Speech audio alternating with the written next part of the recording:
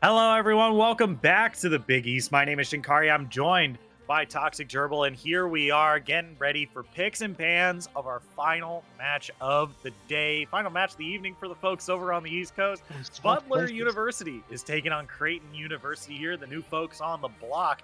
Butler University have a bit of a chip on their shoulder after their loss against Seton Hall earlier today, but let's see if they're able to turn it around as we get into the last game of the day and their last game of the day here as well. Toxic Gerbil, you ready? Yeah, I'm for sure ready. It's been a long day, but okay, so I've been saying the words battle for the bottom a lot in reference to a lot of these sort of like less playoff contendery teams fighting each other. I did not expect to be saying it about a game Butler is in. However, these are the two remaining winless teams in the league going Mm-hmm. up against each other here. So this will be the battle for the bottom between Butler University and Creighton University. Whoever loses will still be winless, and both teams really want to pick up that first win. Yeah, for sure. I mean, we've heard a lot of hype about Butler University this particular season. We've heard a lot from Mac, who is obviously a big Butler fan, and always their number one here on the broadcast as well.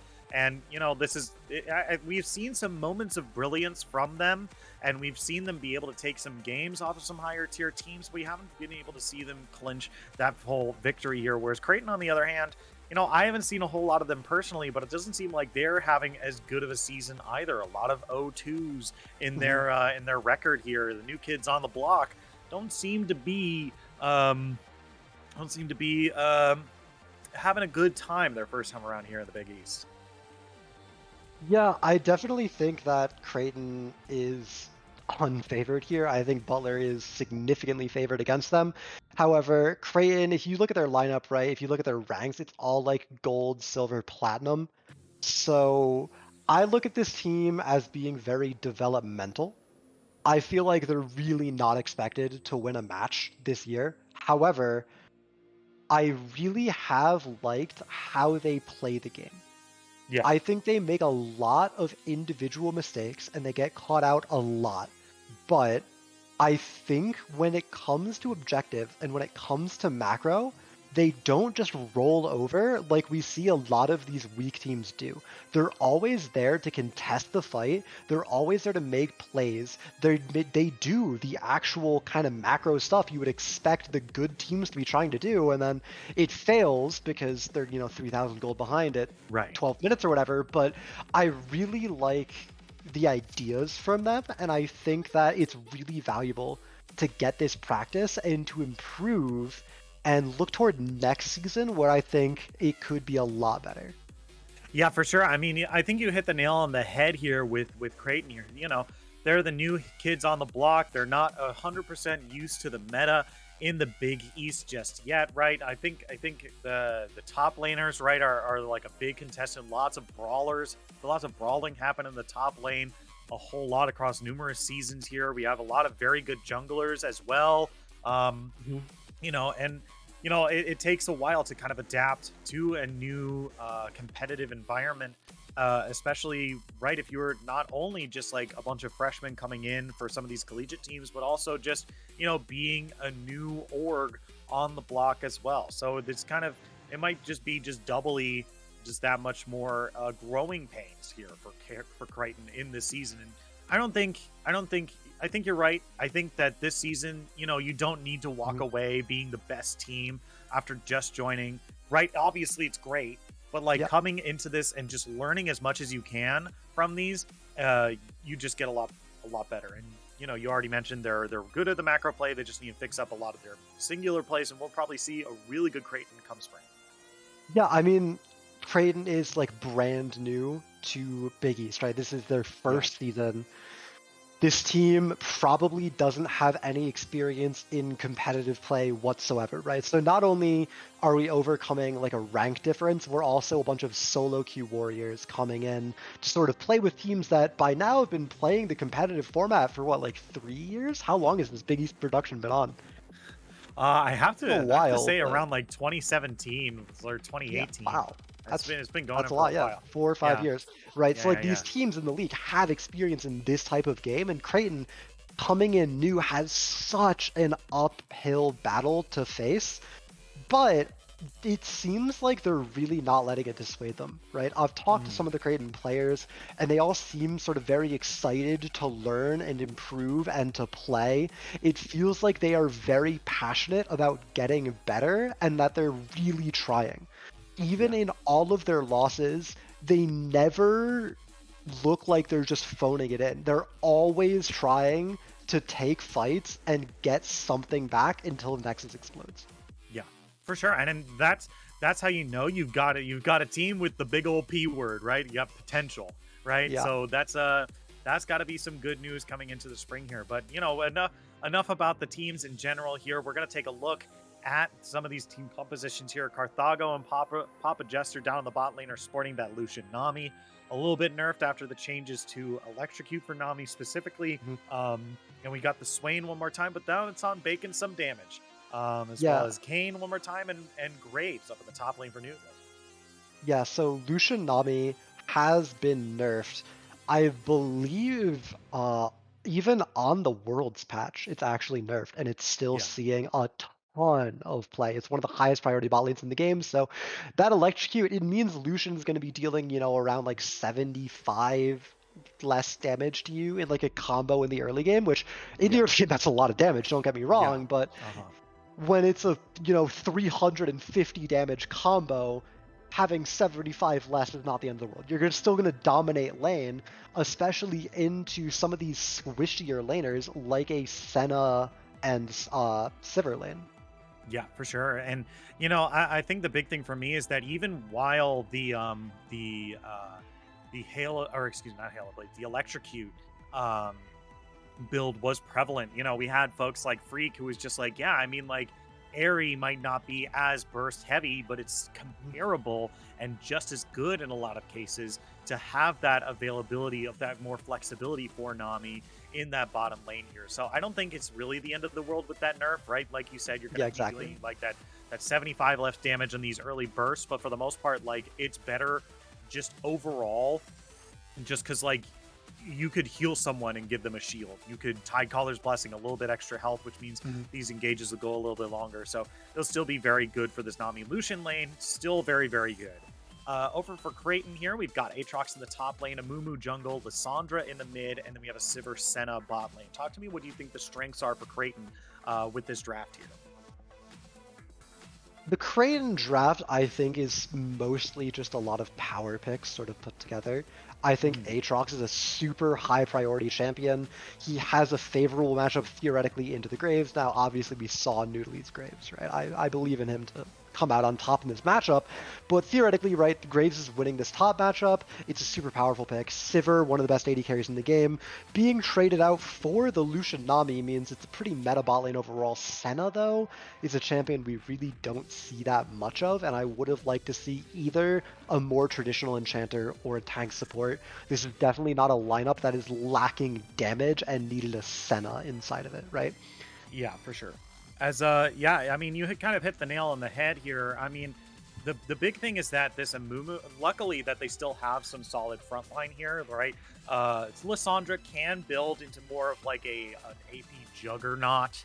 right? As for lack of a better word, kind of build where she's got some HP in addition to her AP and armor items as well, right? She likes the Zonia's Hourglass for sure, and Mhm. Aatrox is going to be dealing can build bruisery. We've seen a lot of the Gore Drinker builds out of Aatrox's this today, and maybe this is the Eclipse build, but it's still rather like bruisery.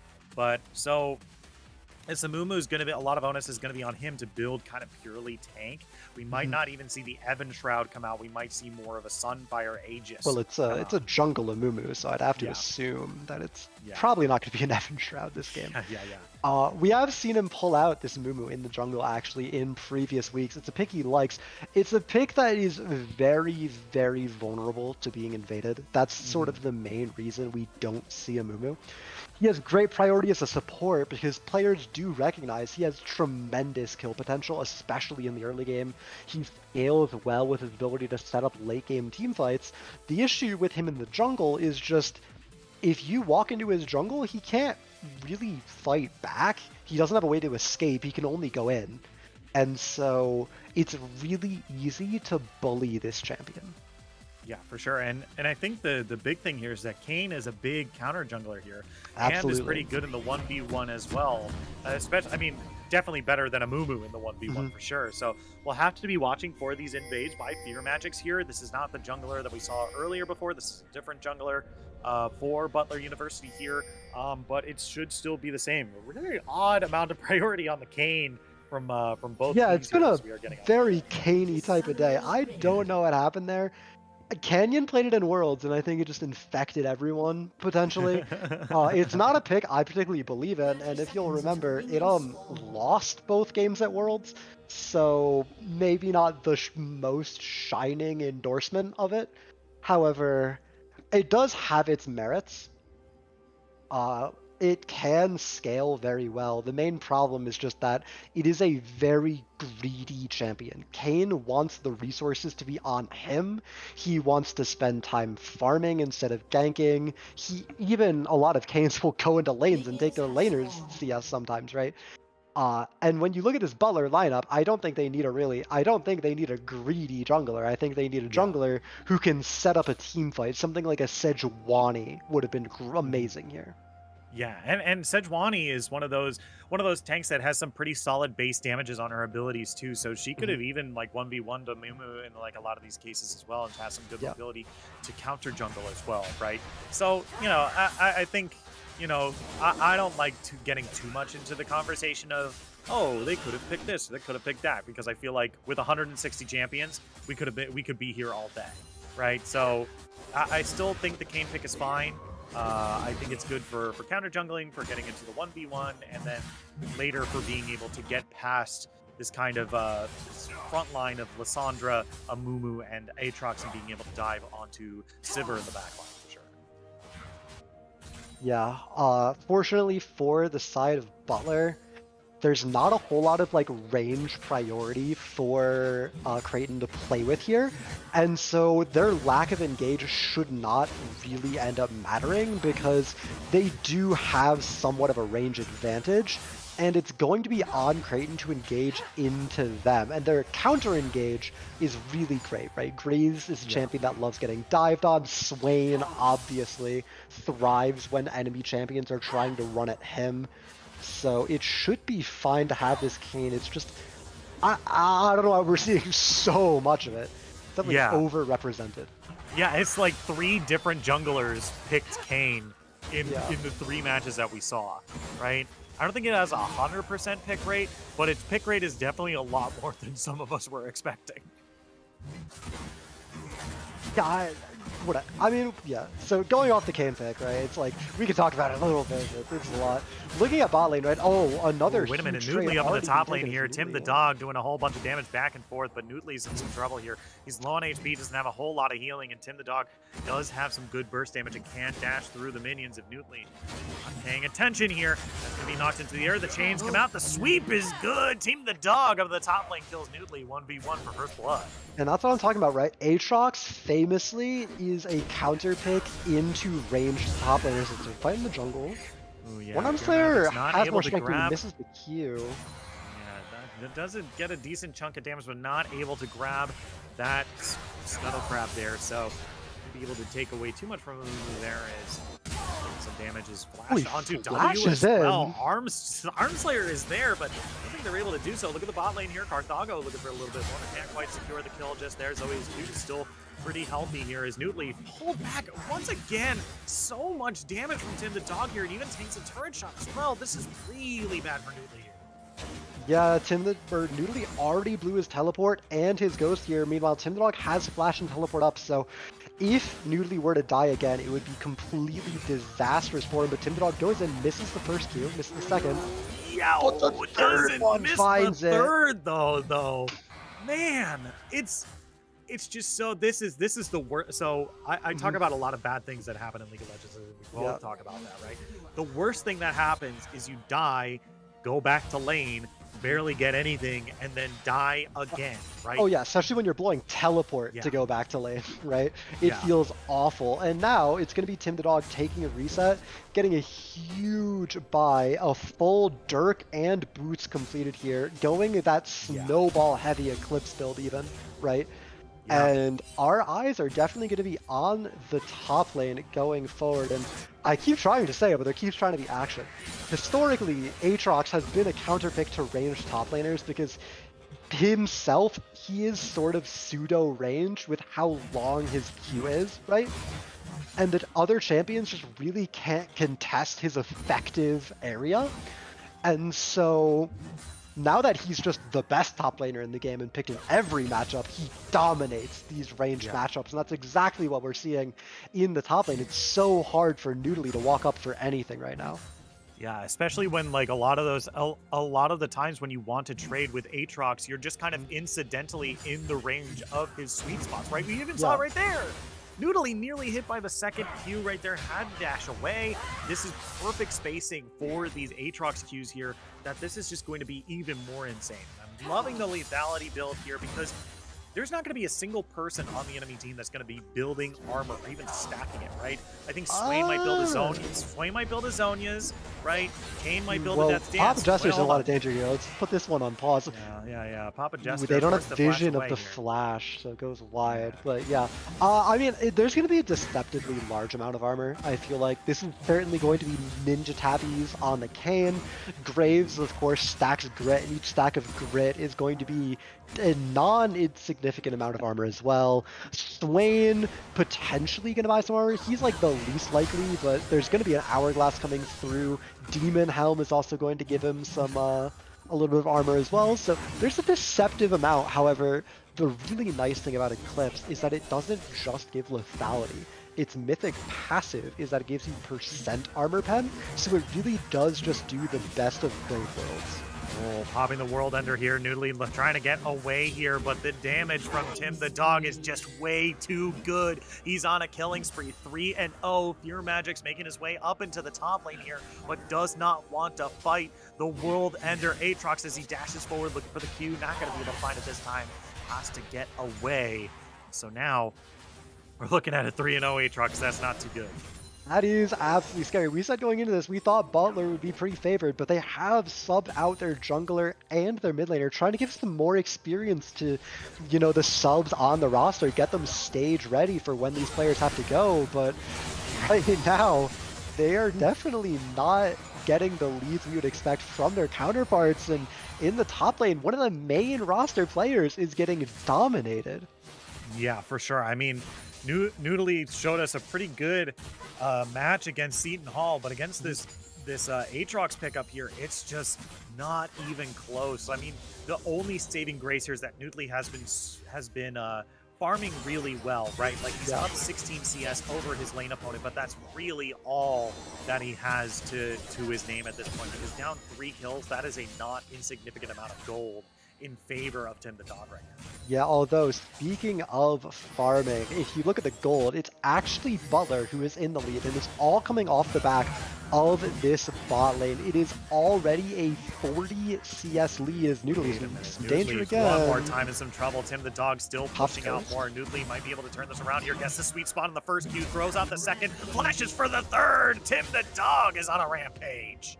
Yeah, Tim the Dog is on Rampage. He's dominating his top lane, but if we were to put on the gold, I would have to guess Lucian is as ahead of Sivir as Aatrox is ahead of the Graves, right? Because doubling somebody's CS is an incredible lead. Yeah. It's not flashy, it's not people dying, but it's Carthago farming value off of that first strike, and it's Carthago going almost 10 CS per minute and denying his opponent from farming because Zoe's Q is so constantly chunked out that they just have to keep recalling over and over again.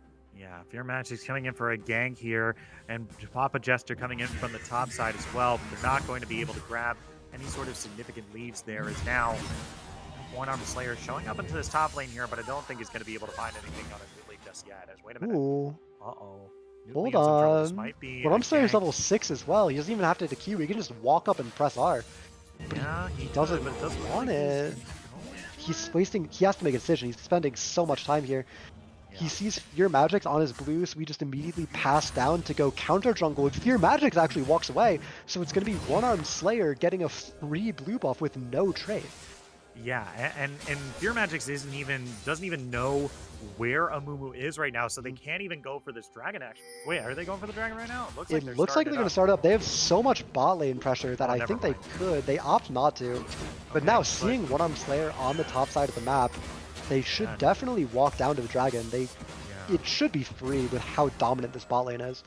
Noodley's a little bit here. Tim the Dog's here. Onto One-Armed Slayer, but doesn't know where Tim the Dog is. Over the wall. Q number 3 is going to be picking up another kill onto this Aatrox. 5-0 up in the top lane. It gives an assist over to his jungler as a treat, as he's going to be able to continue this lead. Finally in the league, Creighton University up 1,000 gold. They're going to grab this Drake as a consolation prize for Butler here. And it's an Ocean. The next one up looks like an Earth. So these are definitely some good defensive stats for the team here.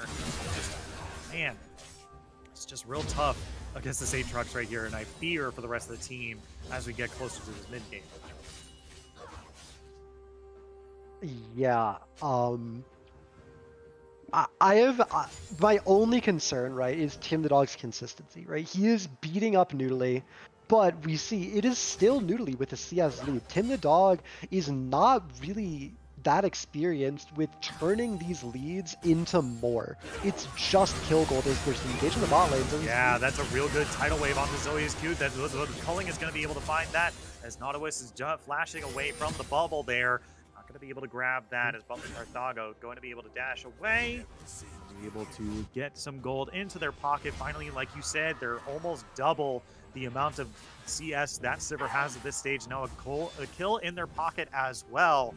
This might be a finished mythic item at this stage. They might catch out Tempest 1 here. Has to claw towards the top side here. Newtly looking for a little bit more, but it's slowed off the Q. Swain is going to cut him off, but here comes Aatrox. Tim the Dog coming in, level 11. Looking for the knockouts, can't quite find it. The snare is good from baking some damage, but they're going to pop the World Ender here as they're looking for Newtly. Taking incredibly low. Blast cone over the wall. Q is going to come through, but not going to be able to find the kill as they're going to back away. Not going to be able to find any kills this time. It's a wash around that side of the river. Yeah, and this is kind of what I'm talking about, right? Noodly, or Tim the Dog, is having a really hard time extending his lead. He can't really affect the rest of the map right now, which means as long as this Aatrox problem is isolated to the top lane, the Lucian Nami problem is not at all isolated. They're Tempest, okay, goes in for the snare and the ultimate. That's going to be the Amumu ultimate coming down here, which is going to be able to grab the kill for making some damage here. Papa Jester comes in with the heal, might be able to keep them alive for just a little bit longer. One-Armed Slayer looking for the last bit of damage. That's going to be the Sentinel ultimate coming across with a 3v1 in the mid lane here. Making some damage. It's incredibly low, but you can't stop the Swain in the middle of the ultimate. That was going to be a 2 for none in the mid lane there. Yeah, and this is sort of where the cracks in Creighton really show, is their individual play is just kind of not on the same caliber as their opponents most of the time, so they can make these plays, right? They can set up these ganks, but the damage just isn't there because they're too far behind in the first place. Ooh, here comes Fear Magix in from the side here. They need to be careful. That Eclipse is fully built, and look how much damage Fear Magix has already taken. Meanwhile, on the bot lane here, Culling is coming across, going to be able to kill Nautilus on the bot lane there. Tim the Dog going to knock them both into the air, forcing the flash out of Fear Magix. Now, Noodly by himself by facing Tim the Dog. He doesn't have that ultimate available just quite yet. That lifeline shield pops for Noodly here, trying to turn it around. Can't quite land the sweet spot. Flashes for the Q. Going to get Noodly pretty low here, but still can't quite find that last bit of damage here. Tim the Dog ultimate comes back online, but is waiting for the Q. The dash, the second Q still can't land the damage. It's so incredibly close, but no cigar. Yeah, Noodly is making a comeback in this lane, right? He has the shield bow completed. He's down to boots completion, but that's not really a huge power spike, and that means he's able to contest Tim the Dog at least slightly. Right. Yeah, is like the only thing about the boots is that it'll make it easier for him to dodge a lot of those cues, and I think that's Absolutely, yeah. important. You know, I think a lot of people, and maybe this is a point for debate that we can talk about later, but you know, people say that the most broken stat in League of Legends is movement speed. So having that additional movement speed with those magical boots there is Mhm. definitely going to be able to help Noodly in this matchup here, even though he's behind. You can take a look at the items here, and it seems more even than it would seem in terms of the gold. Yeah, absolutely. Although you have to consider, right? Tim the Dog just now getting a reset off. He's gonna have a lot of gold to spend here Yeah, to keep getting stronger. And what I really want to see from him, especially now that he's taken that top tower, is to just head down to the dragon to influence this fight, which it looks like he is doing. He won't have flash for the fight, but the World Ender is up, and Creighton University, right, is already here with vision set up. This is what I'm talking about, right? Like they're down usually, they're losing mechanically, but they have Baron control or Dragon control 30 minutes or 30 seconds. I cannot talk. Oh my god. uh-oh, Nana was, Before it spawns. oh no. Yeah, it's so Okay, much damage. yeah, he was trying to freeze the wave for Zoe's Q to get back there, but didn't know that Butler Carthago was around the corner there, waiting Yeah. to solo ult there. So another free kill to the Lucian here, and this does mean that more priority to Butler University to go and grab this Drake, but it's being started up first by Creighton University here. Yeah, and once again, if we look, right, this Lucian is as fed as Tim the Dog, so you have to be really careful in this fight. I think Creighton University might think they're a little stronger than they are, but you do remember, Carthago doesn't have R here, and Butler pays them the respect they deserve. They give up the dragon, and it's Creighton University taking the objective. Yeah, this is going to be 1-to-1 in terms of Drakes, and it's a Cloud Soul. Oh, Oh. at least it's Well, 1-to-1, so it's not it's not a biased yeah. Cloud Soul. I will say that the Cloud Soul is actually insanely good for swing. It's Yeah, really it's good also for swing. really crazy for Aatrox. It's also really crazy for Sivir as well. So Yeah. this is not the end of the world. Lucian got can also use it as Lucian. well. It's okay for Nami. He gets a movement Not speed a off horrid her Cloud passive. Soul game. But you never want to see it. You never want to see Cloud Soul. Yeah, it's at least like at least people can use it, right? I think that's the big thing. But yeah, this is it's not exactly ideal, but take a look. Butler still in the lead here, even though they had to concede that Drake, even though these kills are starting to even up here, even though that Aatrox is ahead in terms of kills in the top lane. Take a look at CS numbers, because Noodly has caught up and is was surpassing it, but he's not in lane. He's always been surpassing Tim the Dog. However, Tim the Dog very briefly here taking a lead over Noodly in the CS, at least for now. Yeah. Because now Noodly just a real hard time just existing in this lane the longer that Aatrox just continues to power up more and more. Not sure what that item's going to be? Question mark? That's a Death Dance, yeah? Death Saves? I mean, I don't play top lane. I don't go here. Meanwhile, I don't either, but I Slayer played might be Nyla in some trouble. recently. Okay, here we go. Top lane. Looking for it. Bot lane. Carthago in some trouble as well. Forcing the cleanse off. The Lissandra ultimate is this is the turnaround right here. Look at that calling on the Zoe's Q here. They got a teleport coming in from Weekly as well. This might be the opportunity that they need in order to get Graves back in this fight. 1, 2, 3. 2 for Lucian, 1 for Graves. A big fight for the blue team here. They're going to pop this Rift Herald here, and Pure Magic's going to have to fight off Aatrox up in the top lane. Held back into the chains here. The Q sweet spot doesn't land, and neither does the second, because they're going to be able to dash them away. Here comes one-armed Slayer onto Pure Magic's here, but just going to bandage Tosh and walk away. Yeah, but it was Herald dropped in the bot lane. People have to move to answer, and Nautilus is just going to die under his tower if they try to walk up alone. Yeah. So it has to be somebody else coming down. It's already too late, though. The second charge has gone through. The third one will not make it, but Butler completely shatters the game open. It went from, a couple hundred gold in the lead to a sizable 4,000. Yeah, it's definitely looking to be really good now for Butler here. We were worried about this Aatrox at the beginning here, but I think you're mostly right. Like, this Aatrox has been mostly isolated in this top lane here. We really only saw him come down for one fight, and Butler was just like, hey, this Aatrox is really strong. let's not fight him. Let's not give him any more gold, right? And they just kind of concede the Drake away. And I think that's the best case scenario for that kind of fight, right? Like, you're slowly getting back into this game. You're going even in a lot of cases and going better in others. And now, okay, Nutley going over the wall here, finds out the Aatrox, but it looks like the Aatrox doesn't want anything to do with that matchup. You're scared that there might be someone else over the corner as well. Doesn't have that any deep vision, so he's going to get. Yeah, there's sort of this feeling for Tim the Dog, like, I can beat this guy up 7 ways to Sunday. So if he's trying to fight me, surely someone's here. Yeah. Noodly is getting caught out a little bit by One-Armed Slayer, but with Lucian Nami on the way, they have to back off. Look at that. Tempest having to pop ultimate on themselves here. That's a big thing as they're going to dash forward here. They're going to get W'd up here. The root coming down from Senna as well. Nautilus has to flash over the wall here. And that's going to be a 1-for-0 for Butler here.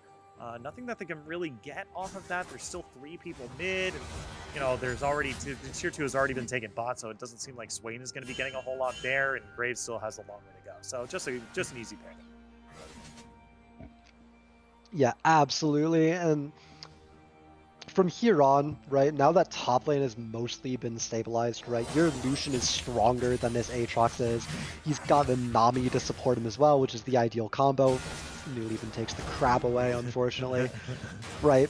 The game is now completely in Butler's control. It feels like dragon spawning in 30 seconds. Everyone except for Noodle is ahead of their opponent, but even Doodley's not that far behind, right? It's 2 items to 2 items. He's down boots, and Tim the Dong's items are more expensive, but it's definitely not the deficit we'd expect to be looking at.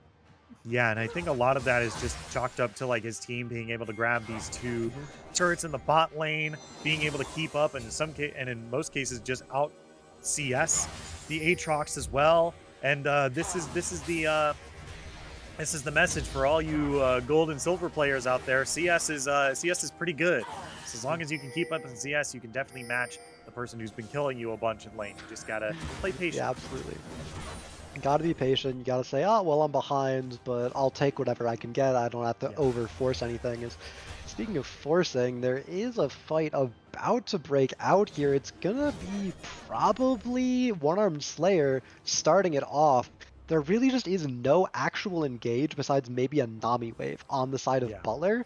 The problem is Creighton also doesn't want to start the fight, so it's Noodly leaving to go apply some pressure mid lane to force Creighton to start, or else they lose that tower. They're going to lose the next wave as well as Noodly continues trying to push. Yeah, they have a wave crashing into that tier 2 turret there. Bandage toss is thrown out, but both teams just kind of playing chicken with each other here. Neither of them have a very hard engage, but Noodly is just like, okay, we're going to start this fight by just me walking up to them. Tidal Wave comes across and separates the team, but doesn't land any CCs. Noodly trying to dumber off the side here, going to be caught out here, not going to be able to be fallen through by the rest of the team, but look at that Swain ultimate coming through here. Huge ultimate coming across, going to be take Papa Jester real low. Carthago trying to get away, but going to be focused down to the backside here. Tim the Dog trying to 1v1, making sun damage, but he's healing up so much. The 2 of them trying to wail on each other, but they're just healing up so much. They're going to be able to get through. Fear Magics comes through on the bot side here, going to be able to find the kill on the Tempest, going to be able to find the kill onto Amumu as well, and Swain on the top side, going to be able to find a double kill for themselves. It's an ace for Butler. It's far from clean, but it is the best victory they've gotten all game, and now they can claim the first Cloud Drake. Yeah, Carthago and Papa Jester actually just got completely run down by One-Armed Slayer and Tempest, but unfortunately, we got a little bit of a replay.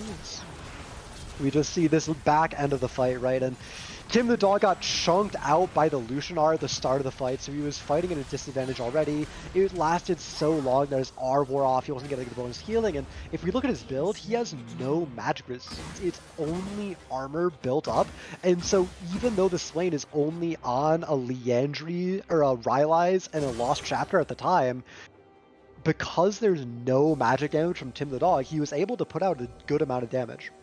Yeah, for sure. I mean, that's exactly what you needed to do, right? Like, Tim the Dog is very strong. He's 2.5 items. He's fully completed boots, right? That's not anything to sneeze at, right?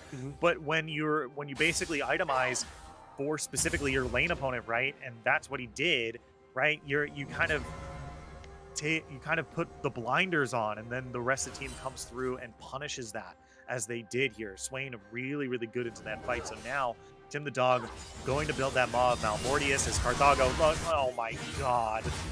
Holy moly. There's the damage. Nootly now in some trouble in the top lane. Has to dash away from the chains there. As in the bot lane, Fear Mattress is looking for a movement. They're going to be able to secure that tier 2 turret in the mid lane with Carthago there, but they're fighting down the bot lane here. Taking incredibly low. This Pain has nowhere to go. Doesn't have that Umbral Trespass either. Or not able to use it at quite the right time there, as they're going to be able to find that first kill. Now they're looking for Tempest. Pulls them in. Taken low, but can't quite find the kills up in the top lane. Nootly gets away from Tin the Dog and Nautilus, and now they're taking more because look at this mid lane.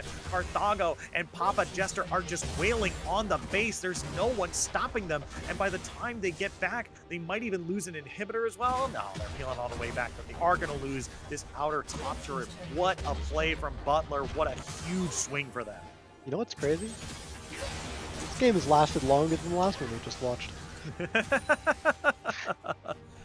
Yeah. But no, it is very dominant for Butler. Carthago has absolutely just taken complete control of the game. Bacon some damage as well after a couple fortunate fights in a row. Is incredibly strong as well, right? 5-0-4 with good CS.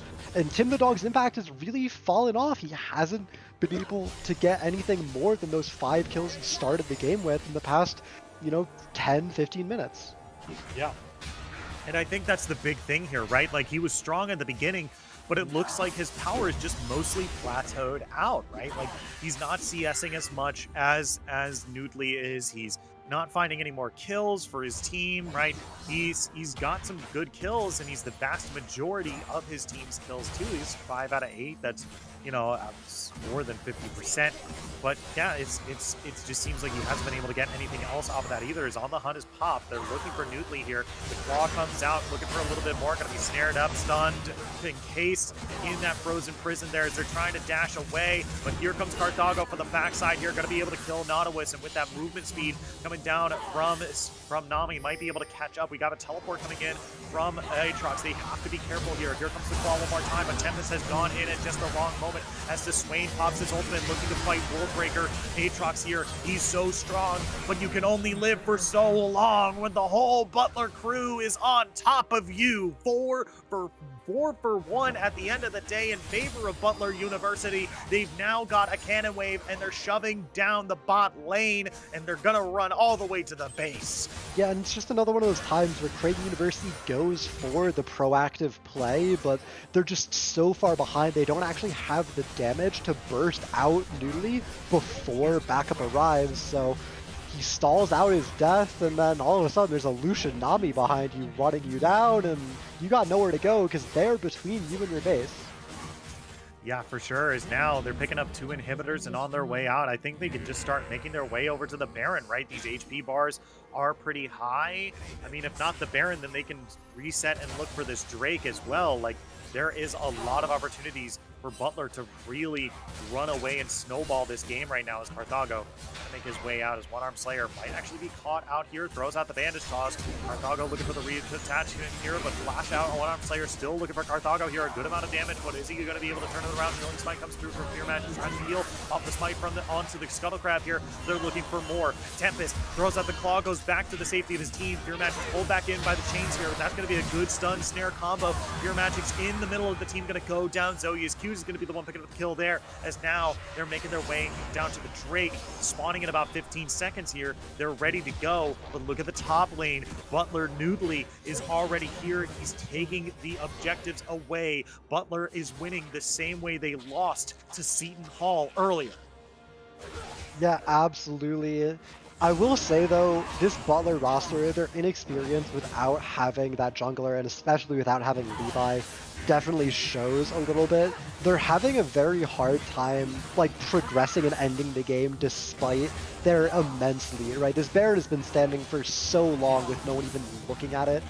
They've just been, like, taking fistfights and getting more kills and more gold without really, like, just brute force working toward an end. And it's gonna work, but it's gonna be slow and it's gonna be inefficient, which sort of shows that this particular lineup definitely has some more development to go along with before they're really ready to be playing at the current roster level. Ooh, there's going to be the Glacial Person coming across here. Carthago's taken incredibly low, and he's eliminated from the fight immediately here. Faking some damage, is going to be able to live through a lot of this. He does have a whole lot of healing. Zonia's in the middle of the fight. Look at that healing coming across. The Spear Match is going to pop. That Jungle Trespass going to be able to find the AD carry here is now. The Senna's trying to run away from this Kayn. They're going to be able to find the kill onto the Aatrox as well. Curse of the Sat Mummy comes out onto no one, and look at where Butler Newtley is. He has not left this top lane. He is still shoving in, and with the entire enemy team gone, with 2 waves of super minions, with a cannon wave as well, Butler Newtley versus the entire base.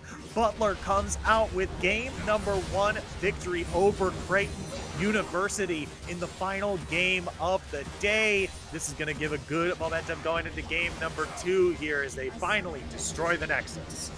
Yeah, absolutely. I mean, it was a rough early game for the side of Butler. I definitely think Noodly completely disrespected his opponent, right? I'm pretty sure Noodly, Diamond 1 player, right, saw a Gold 3 opponent and just said, I'm going to roll this guy.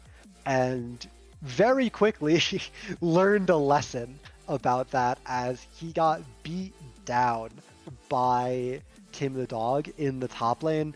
Fortunately, the rest of his team was doing great, right? His bot lane was completely out-pressuring their opponents. They were able to build up a good lead and end the game, but it's definitely not a clean victory. Yeah. It was a little shaky for sure, right? Up in the top lane, we had a whole lot of issues with that 1v1 with Aatrox, but I think it was handled pretty well. And there were a couple times where we saw maybe some Carthago in that last fight getting spotted out over the wall there after backing in a disadvantageous position, kind of forced his team to fight in that last scenario. But it was definitely something that Butler needs to at least shore up. I think they did as the game progressed, but definitely something to take a look at as they get into game number 2. And we are going to get into game number 2 in just a little bit. Don't go anywhere. After we come back from this short break, Butler University and Creighton University will be in picks and bans of game number 2 of this best of 3. Don't go anywhere. The last game of the Big East is going to be back in just a little bit. Don't go anywhere. We'll be right back after this. Hello, everybody. Welcome back to the Big East. My name is Shinkari. I'm joined by Toxic Gerbil. If you're joining us for the first time, we are in game number 2 of Creighton University versus Butler University. This is our final match of the day, and sure to be a good one. After game number 1, Butler University had a bit of an odd start up in the top lane, but was able to hold their own, play conservatively, play very well from behind, and turn it around into much of a snowbally victory against Creighton University. As now we're getting into picks and bans. Toxic Gerbil, what do you think needs to change? What do you think is the start that needs to change here for Creighton University in order to pick up a W for them today? I definitely think they need a bot lane with a support that can really fend off the aggression from the side of Butler. Anytime you pick Senna, it's always very much a skill matchup type pick where you're playing this very squishy champion who needs to play at the tip of her range and get these really weird trading patterns off. And it's very like complicated and very easy to make mistakes on. Whereas if you picked something like Nautilus, Leona, or on the other end of it, something like a Yuumi or a Lulu, right, you have a very clearly defined game plan, and it's a lot less exploitable by something like this Lucian Nami lane. Yeah, for sure. I mean, you kind of hit the nail on the head there, right? Like, this Sivir does really well into a lane that can kind of help kind of amp up the damage that she doesn't really have, right? Sivir can deal damage, let's be clear, right? Like, I don't want anyone adding me on Twitter because it's right there, and I don't want to be like, bad at Kathy. But it's just, Sivir does deal damage, but it's, she has a lot more utility in her kit just because of her ultimate, right? So being able to amp that up just a little bit more should be very useful with the support to benefit from that. Yeah, for sure. Sivir, after a rework, has been actually able to contest early game fights pretty decently. It really helps to get that attack speed on your W pre-6. But yeah, you obviously can't even compare her damage to something like what a Lucian is going to be putting out. So you do have to play a little bit more respectful when you are picking one of these Sivir lanes. And across the other matchups, in the jungle, I think I want something more consistent from Creighton University's jungler, One-Armed Slayer. The Amumu is a pick he really likes, but it's a pick that really relies on hitting a relatively inconsistent skill shot, all things Hmm. considered. And we saw a lot of times that game, One-Armed Slayer was in the right place at the right time, but he wasn't actually able to make the play happen because his Q went wide. So Yeah. something perhaps like a Sejuani that has a very similar plan to the Amumu, but is able to do it a lot more consistently could be a very good adaptation. Yeah, for sure. As we're now seeing another top laner come in for Newtly here. Sai is going to be brought into the top lane here. And Instalog Gwen here, another powerful champion that we've seen a whole lot of. I know it bothers me a whole lot playing against her, just seeing the words Gwen is immune pop up on my screen here. Which is definitely going to be a big problem for Tim the Dog up at the top lane on this Cho'Gath here now that their Aatrox is banned away. Yasuo and Syndra as well, as we are just firing through these bans here. Newtly coming into the mid lane here, going to be playing that Irelia, Sejuani in the jungle, and we have Cho'Gath, Mordekaiser, and Zed locked in for Creighton. Yeah, that is definitely a very interesting pick. Not a competitive staple since, like 2013, 2014. Yeah. Definitely something that these players like to play a lot and wish they could pull out in competitive. I know my mid laner always talks about what if I could play Zed here, and then we go, no, don't do that. But I mean, into Irelia, it's definitely a skill matchup. Pre-6, it's pretty brutal for the Zed, though. Yeah. Post-6, if you can bait out Irelia's W, there's some chances to make a play happen, but before then, she should have pretty total control of the lane, as we see Creighton taking the Lucian away this time and not pairing it with a Nami, but instead going with the even more aggressive all-or-nothing Pike pick. Yeah. I mean, all or nothing seems like to be a very good way to describe this Creighton pick, this Creighton kind of team comp here, right? Because they have the Zed as well, who has a little bit better mobility than the Pike, right? But like, it's a character that wants to go and get these low health targets and then take them out, right? A very AD heavy team as well. Two assassins and a marksman as well, who's really only offset by a bruiser juggernaut kind of tank up in the top lane and a juggernaut kind of jungler as well.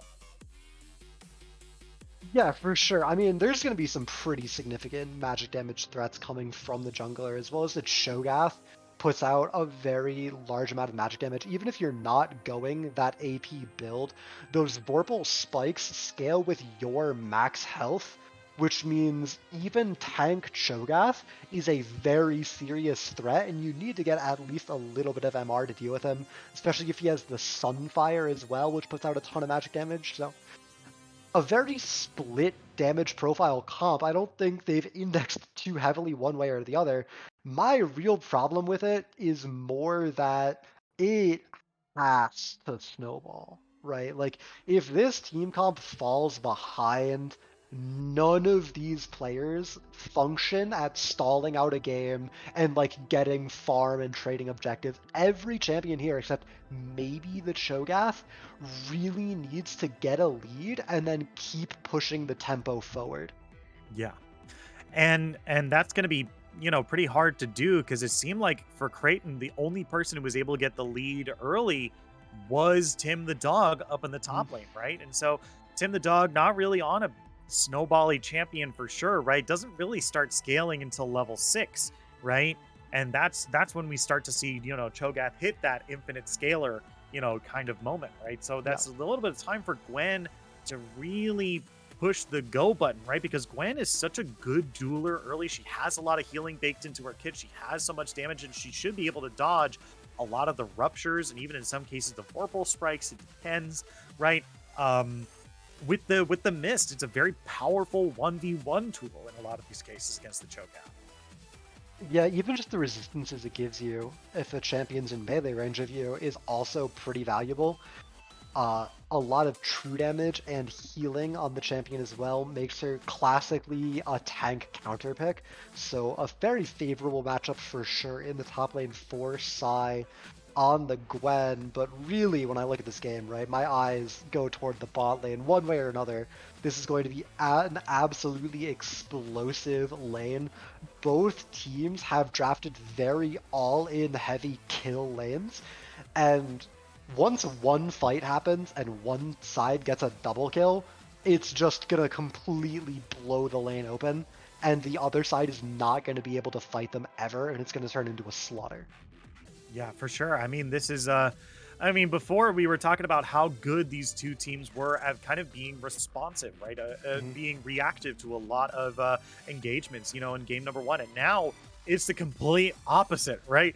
It's just both. Like, for one thing, Butler has an insane engage, right? Between Amumu and Sejuani, right? And even Irelia to a degree as well. This is a very strong initiation-based team, and Creighton is just going full ham on the damage, right? There's not really a whole lot of defensive capabilities for Creighton here. It's just all in, slam the damage. Maybe you'll get maybe you'll be able to heal yourself from your own kit, maybe, right?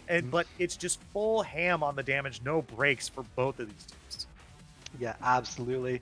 So whatever happens this game, it's going to be a bloody fist fight. I would be really surprised if we saw people chilling until 25 so they can scale up.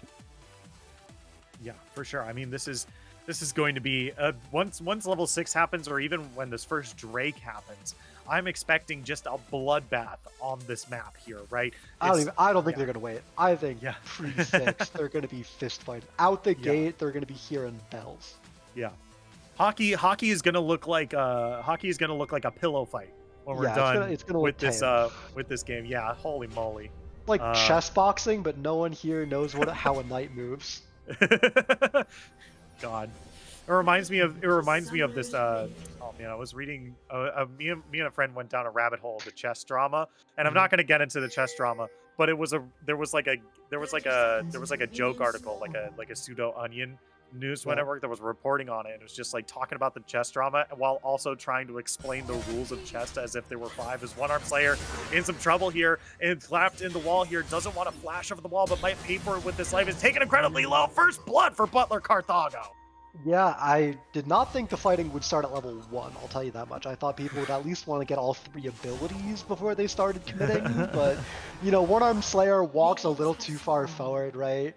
Just a little, that shows just like a little bit of the competitive inexperience these players have, right? Just like not knowing where to stand at level 1 in these very like fixed set plays is just something where like someone just has to tell you once and then you go, oh, okay, yeah, I understand. But if no one's ever actually told you about that, it is something you can mess up. Yeah, I mean, this is now a really good start because Butler Carthago, he was doing really well in the lane and he didn't need to get first blood in the last time, right? But now he's just doing a lot better. Sai waiting for Tim the dog to show up. He's like, hey, I'm ready to fight already. Look at that level 1 damage already able to get off there. That's classic huge. Gwen cheese, right? That's like released Gwen used to do that to people and just win lane at level 1. It's been nerfed heavily since then. There's a level 1 engagement in the bot lane. No one wants to Papa wait. Jester throws out the second bandage toss, not able to land there, but Zoe is cute, is not able to get to just even breathe in this lane. Yeah, absolutely. And like these players are even more bloodthirsty than I thought they would be. They are just completely going at each other. It's level 2 first for Creighton. They back off. They're actually going to miss EXP for that melee minion because of it. So they're going to be stuck at level 1 for a little bit longer. Yeah, and I think Kaisa is definitely in a position to really freeze this wave here. Look at this. Just having that minion just sit there, not even touch it. They're like, yeah, you can sit at level 1. You want to come over here, get level 2? I know you want level 2. Come on. Come here, get level 2. Yeah, but I mean, it is a slow push going toward Creighton, so they can afford to be patient. The problem is they don't have access to those melee minions that go so far, or the caster minions sitting in the back line, right? They have to walk through to get access to those, which is a big problem. But level 2 acquired by both sides. Amumu missing a Q. He did go for it.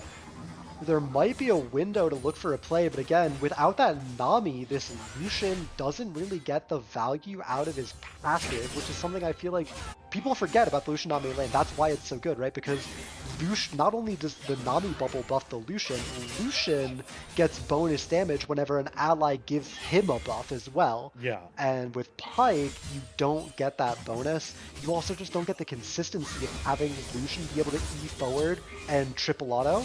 Oh, whoa. Yeah, Noodly might have bitten off a little bit more than they can chew here. Tempest 1 is going to be the one picking up the kill there after taking a couple of turret shots just a little too close to the mid lane there. So that's going to be them going down as Sai continues the bullying up in the top lane. Yeah, you can silence this Gwen all you want. That's not going to stop them from doing so much damage to you. The Conqueror has proc, but I don't think they're going to be able to go on to Tim the Dog here as here comes Fear Magic's in from the jungle here. Going to come out, get those stacks. They're so close. One more auto, throws out the stun. Can't quite finish them off there. Spent the flash as well. But here's Sejuani. That's not the end of the world. I mean, it chunks them out. You're definitely going to have to force the TP here. I might even be convinced to go for a dive. This is a very stacked wave.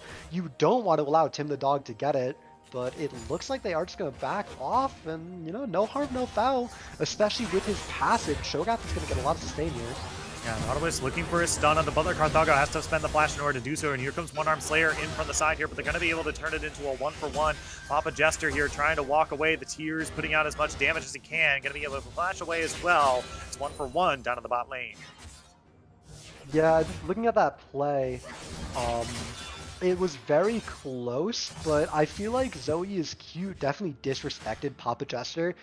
We didn't really see them trying to kite around all that much. They just sort of stood there next to the Amumu, taking damage from both of them. So I think that possibly could have been a 1-for-0, but I mean, in the end, with how this lane has been going, they're certainly happy to take a 1-for-1 trade. Yeah, for sure. I mean, the kill goes on to Amumu, which isn't exactly ideal. But we've been Butler Carthago still ahead in CS, so this gold lead is still pretty well favored for Kai'Sa right now. As Noodly, come on, don't do this again, buddy, come on, buddy, please, we gotta talk. Noodly definitely getting a little over aggressive in these games. Yeah, and Tempest is doing a whole lot of damage. Gets that level 6, doesn't even need to pop that as he's going to be popping Irelia in the mid lane there, but just an auto attack to finish off that last bit of damage. Yeah, and I mean, like, we saw Noodly play earlier today, right? Like, yeah. You have to imagine this is just him messing around, right? Not taking this game seriously. But even despite that, right, I'm still pretty impressed with this Creighton lineup, right? Like, a Diamond 1 player messing around is usually enough to beat up like gold plat players, right? I can speak from experience on that. Wait a minute, Tempest taking incredibly to go to the ultimate Carthago here. The Bloodmark is going to stop them as Pure Magic comes through with the body block here. Might be able to get away as well as Nautilus trying to find Carthago, but not going to be able to get him this time as they're going to be able to pick up that kill onto Zed there and put another kill into their pockets. It's looking like a lethality build for Kai'Sa here. No, it's just it's Dirk into Mythic into Collector. It's a pretty standard build. It gets you your Q evolve as soon as possible. It's really good for snowballing early game tempo. Okay. Yeah. And then the attack speed is usually close enough to getting that last one aside. Popping that ultimate of the top lane, the needlework is good, but Noodly, one more time in the mid lane, is facing a whole lot of trouble against Tempest here, trying to dash through. There's the stun. They got the Ignite ticking as well. They have the Conqueror proc, but it's not going to be able to save them. Up at the top lane, Sai is in some trouble here. They don't have the ultimate anymore. They're looking for a little bit more. Not going to be able to get it this time as One Arm Slayer is going to be the one picking up the kill there. Tempest even gets a Triumph proc and survives the Ignite from Noodly as well, as Zoe is cute is taking a really bad trade in the bot lane though, and once again we see Creighton up in kills and down in gold, and it's just because, you know, 20 CS top lane, 20 CS mid lane, right? It's just these little bits of extra gold here and there, maybe a plate being taken, right? And it adds up. Yeah, for sure. Is now Tim the Dog doing their best they can in order to shore up a bit of this gold here by picking up a plate up in the top lane as well, like you said, right? It's this little incidental stuff. It's the little things that just kind of add up for Butler University, just giving them this lead. Now, this lead isn't so much to write home about. It's only about 700 gold at this stage, but it is still a nice little cushion for them at this stage of the game, right? It's the difference between, you know, another longsword in their pocket here. Yeah, and it doesn't sound like a lot, but that 1080 really can end up mattering, right? Every little bit, every time somebody lives with, 50 HP, a longsword probably would have killed them, right? Right. Yeah, this is the stage of the game where, the difference between life and death is, that one extra damage item that someone has built. So, you know, we'll have to see as this game progresses here, but Carthago definitely looking for Zoe Askew here with that level 6. Throwing out the Seekers, still can't quite find the kill. Yeah, just not quite. The game has slowed down pretty significantly. Fear Magic's looking for a play bot lane, but Creighton was on a recall timer anyway. Scry, not gonna quite get Uh, caught out, I think. The Rupture Side goes wide, and he should be able to just walk away. Yeah, he's dashing pretty well. I don't think One Arm Slayer has the movement speed to keep up with him here, and I think this is big. Look at the bot lane here. Butler Carthago is on the turret here, going to be able to pick up some turret plates, and because they saw the jungler top lane, the very classic play, we're going right for Dragon, as Noodly is going to be in some trouble one more time here. Going to get the stun onto Mordekaiser, but trying to live for as best they can here. Sai coming in from the side, pops the food in order to get them to live, but that's going to be the damage from Zed coming through. Sai is looking real unhealthy here too. One Arm Slayer is going to be the one picking up the kill there, as now it's 2 for 0 up in the top. They grab the Drake, but they're going to lose the Rift Herald that was top out. Yeah, the Drake goes away. The Herald, that's another 300 gold just for taking it. It's probably going to result in plates as well. Somebody has to pick it up, though. Yeah. Okay, they're pinging it. Yeah. They know. Okay. We're good. Ooh, okay. A mid play dropping in. Yes, so they have 4 minutes to drop this Herald. I'm sure they're going to find some opportunity to get good value out of it. And that is going to be a pretty substantial gold swing back in Creighton's favor. They're just immediately going to run mid and drop it down there. That's going to be at least 2 plates. Probably not the full tower or anything like that, but still, right? This gold lead has completely flipped around from 1,000 in Butler's favor now to almost 1,000 in Creighton's favor. Yeah, it's definitely... Oh, Carthago might be in some trouble down here. Zoe is cute doing a whole bunch of burst damage there. That's a lot of money. He's able to at least answer it somewhat, but Pyke being right there means that no matter if you go too low, that's going to be Pyke finishing you off. So Butler Carthago has to be careful here. That's going to be the culling coming out here. Nautilus coming through. Going to throw out the ultimate. Can't quite get it. Hook is good. Ignite is ticking. Carthago's low, but able to find the kill onto Zoe is cute, and the Triumph heal is good. Meanwhile, in the mid lane, Noodly trying to find Tempest 1, taking him incredibly low. That's going to be the ultimate coming across. Ignite, is it good? Yes, it is! Finds the shutdown onto Zed there, and finally the gold has swung back in a BU's favor, but it's not anything huge to write home about, but it is at least a lead for them after all that. Yeah, I mean, they went from being behind to having a lead, so yeah, you'll take whatever you can get. Carthago barely getting the good end of the trade in the bot lane. Nautilus pulling the trigger on his ultimate just a little bit too early. Zoe's cute culling was getting Carthago low enough, but Pyke Ard as Kaisa Ard, and so a couple of those culling bullets went into the shield and the XQ wasn't quite there. Yeah. As now we are about 2.5 minutes out from the next Drake spawn, and these two teams are still incredibly even here. This game is not going exactly how we thought here. This Irelia is 1-5 in comparison to the 5-2 Tempest, but you know what? Maybe this is just the power spike, right? The Butler Noodly 5 death power spike. I mean, it happened last game, right? He died 5 times, and then they started winning the game, so could happen this time as well. Most importantly for this dragon fight, right, Zoe's Q needs to finish off this Gale Force or a Kraken Slayer, whichever one he ends up building, because right now Kai's first of the sad mummy here. Butler Carthago gets a huge kill in the bot lane. Spirit Magic is pulled into the Shadow Realm here. Yami no Gameu, but has nowhere to go. Going to be killed, and One Arm Slayer is going to be closer to the Battle City Finals, picking up some locator cards and that Obelisk. The Tormentor down in the bot lane is up in the top lane here. Sai is looking to fight Tim the Dog, throwing out that needlework as much as they can. They're going to be able to snip that big choke out down to notching AP, as Carthago is going to be able to find the kill there. Cleanses off the death mark, but that's going to be... Ooh, they didn't though. That's going to go down. Papa Jester now has to flash away, as the rest of the blue team, they're not able to answer. He's going to be able to get away. They're going to be able to get that. Let's look at the rest of the team here. Butler Noodly still being able to focus down this turret here, as this is probably where the trades are going to happen for these objectives. Yeah, we saw when Carthago died, right? Plus 600 to Zed. A very nice shutdown being cashed in for him. Already the one snowballing and taking over the game alongside One Arm Slayer in the jungle. And they are holding on surprisingly well in this game. Even last game, they were starting to fall apart by this point, but they're completely holding on. They've made a lot of money off these plates.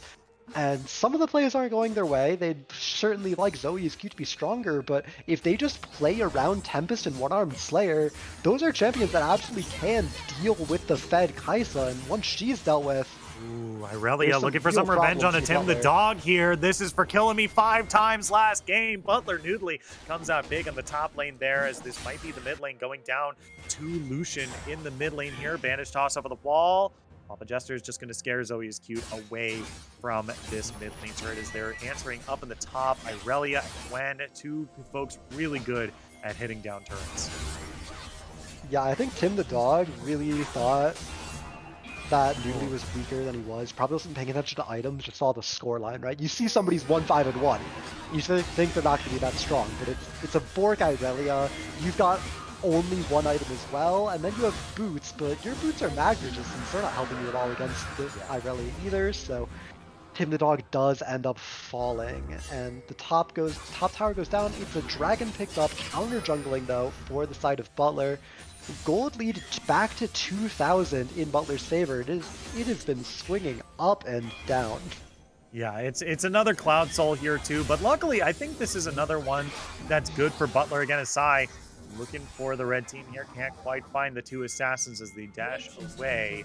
Kaisa's going to be able to find that turret in the bot lane, so this is more gold going into Butler's pockets here as this game continues into this mid game here. 15 minutes in, we're looking at about at the lead for Butler here as you're going to diving on the Tempest one more time. Finally has the damage. There's the death mark, looking for it, cleanses off, trying to heal for just a little bit longer. The death mark procs, the ignite ticks down, but Noodly does not go down. Don't go over to One Arm Slayer. Come on, buddy. Don't do this. Is okay. They're backing away here, but he's got to be careful. Here comes Pike looking for the assassination kill. Not going to be able to get it. Oh. I don't even know if he was in range. I mean, if Pike cast R, he must have been in range, but it looks like he was just barely on the edge of it. Okay, Yami no game move pulled into the Shadow Realm here. Noodly might actually be able to get the kill here. Taking a oh no, not this time. That's going to be One Arm Slayer picking up the kill here, but it's going to be Carthago picking it up on the backside here. So here comes the rest of the red team here. Creighton looking to respond.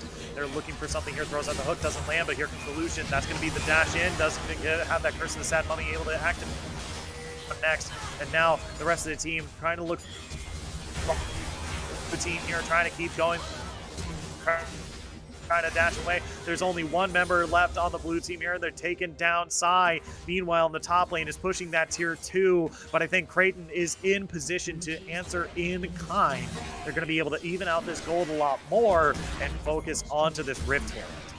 Yeah, the entire time, right? It's a 4v5 because Sai is up in the top lane pushing on the Gwen.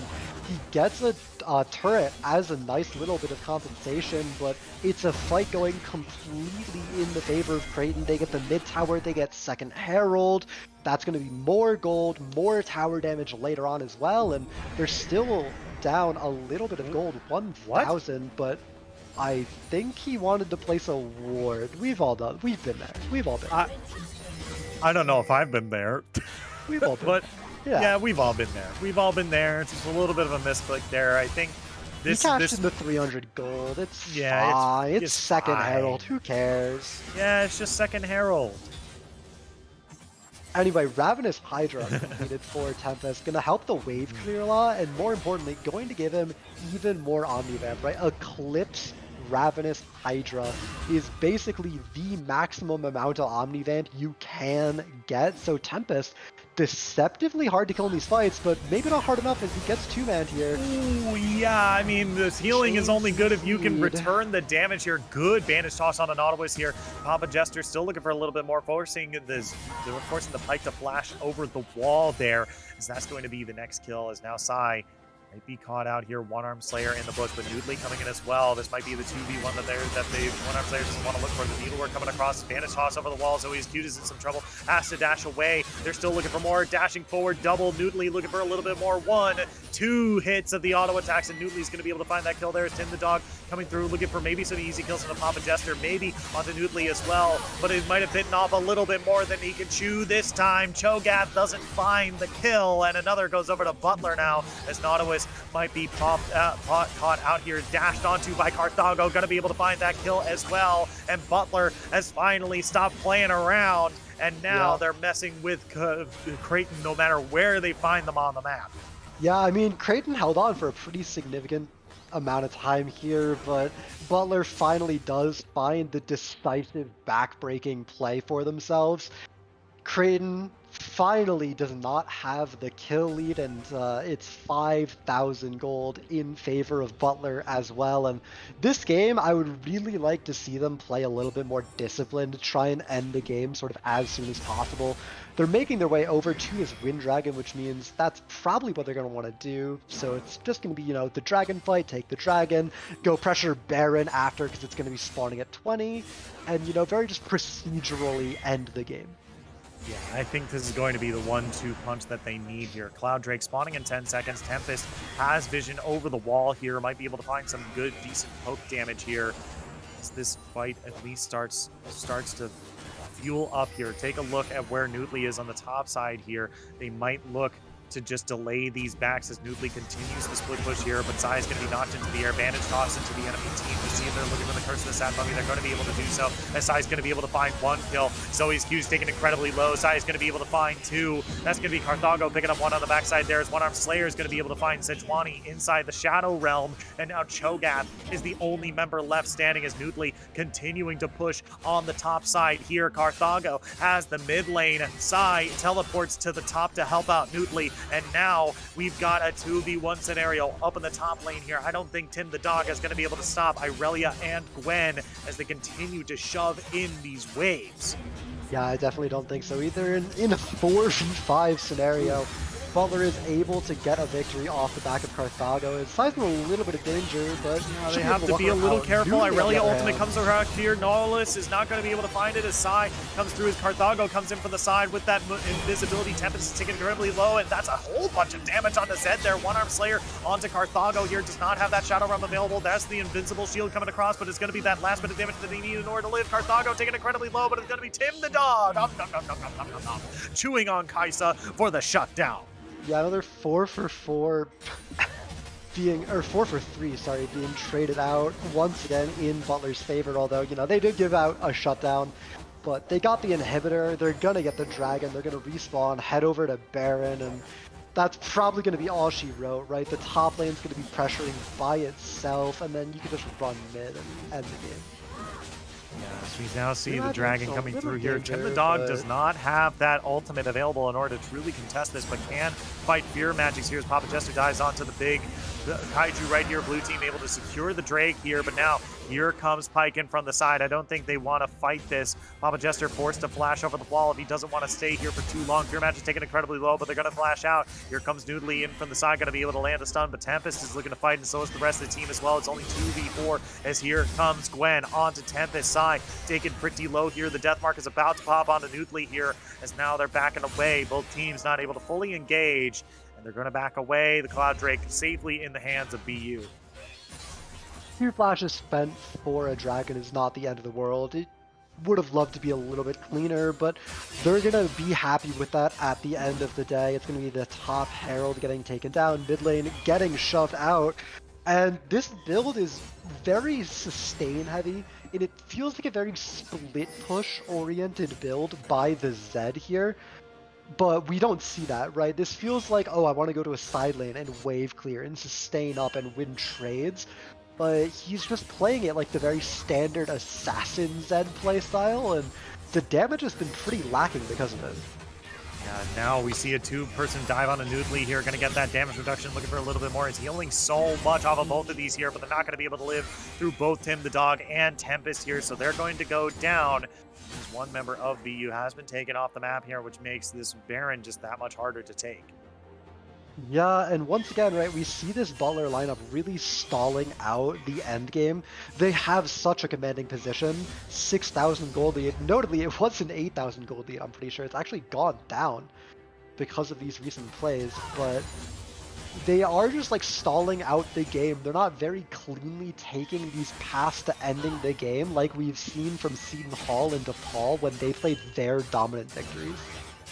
Yeah, and it seems like they're just trying to stall out so they can get up to those spike points for these characters. But for a few of them, it's they're going to start to fall off, right? Lucian's scaling into the late game is mostly off of crit, and he doesn't really have a whole lot of that right now, right? He's got an LDR, he's got a Gale Force, but the Gale Force is the most amount of crit that he's going to get, right? I think there's like Mhm. a little bit of crit on the LDR. I'm not 100% certain off the top of my head here, but Every you know, crit item gives 25 or 20. Fun fact. okay, yeah. So it's just you know the it's just if this game goes long, I think that this is going to be more in favor of Butler here, just because Sejuani, right, Irelia, Amumu are all going to get powerful the more this game goes on here. And Butler newly finds out Nautilus here, but forced to dash over the wall, look for a little bit more from the pike here, but might be a little too deep here. Tempest waiting along the wings as well.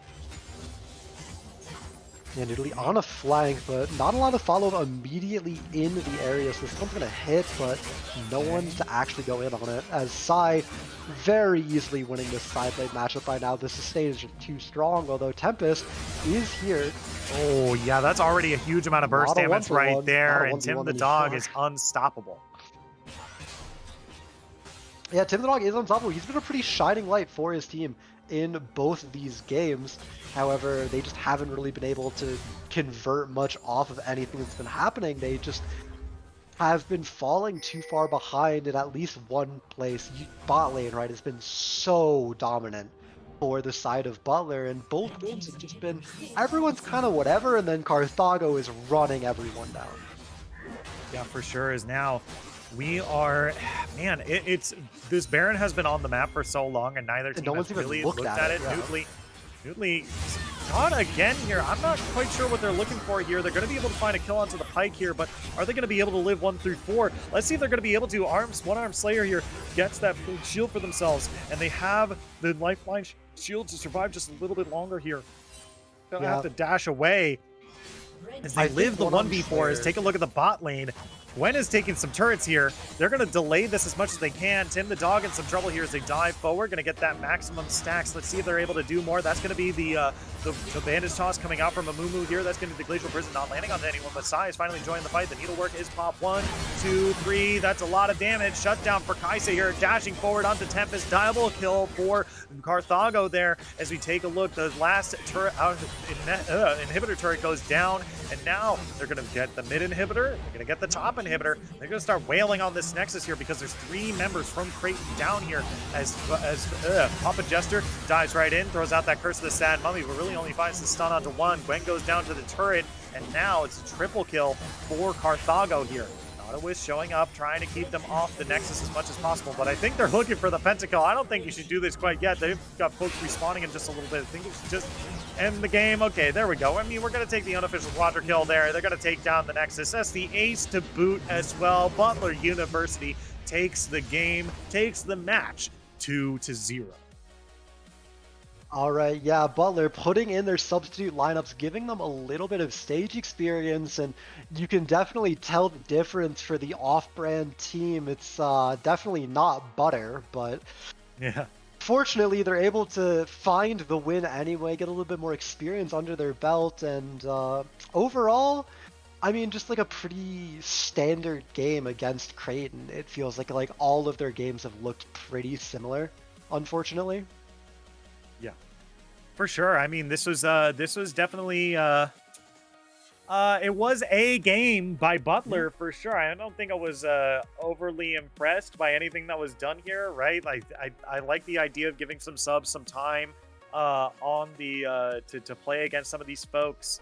But man, I mean, this is a very shaky play that they were just able to get ahead of their opponents here, and that's really the big thing for me, right? Like Butler, it looks a lot better with their main roster and how they play, but this felt like a solo queue game more than anything. Yeah, it really was. Even the champion picks for Irelia versus Yeah. Zed mid lane, the Pyke, Amumu, Kai Savat lane, just a lot of very kill oriented, all in oriented picks. It led to a pretty exciting game, but definitely not a very clean game of League of Legends. And with that being said, Butler is still the victory. They do pick up their first win of the season here, breaking their dry streak. And they also conclude the day for us, as that is the last match of the day here. Yeah, that is going to do it from us here. After a 2-0 victory from Butler, they're finally able to put a W on the mark for the on the scoreboard for themselves. As yeah, this is a good way to end up the day. Thank you all so much for tuning in from everyone here at the Big East. Toxic Gerbil, my co-caster for today. Hippie and Aeon are two producers for today as well. From everyone here at the live broadcast crew, for everyone who participated in today's game, thank you all so much for tuning in, for chatting in the chat as well, for hyping us up and keeping cheering on your team. Thank you all so much, and we'll see you next week for more Big East League of Legends. Bye bye. Bye.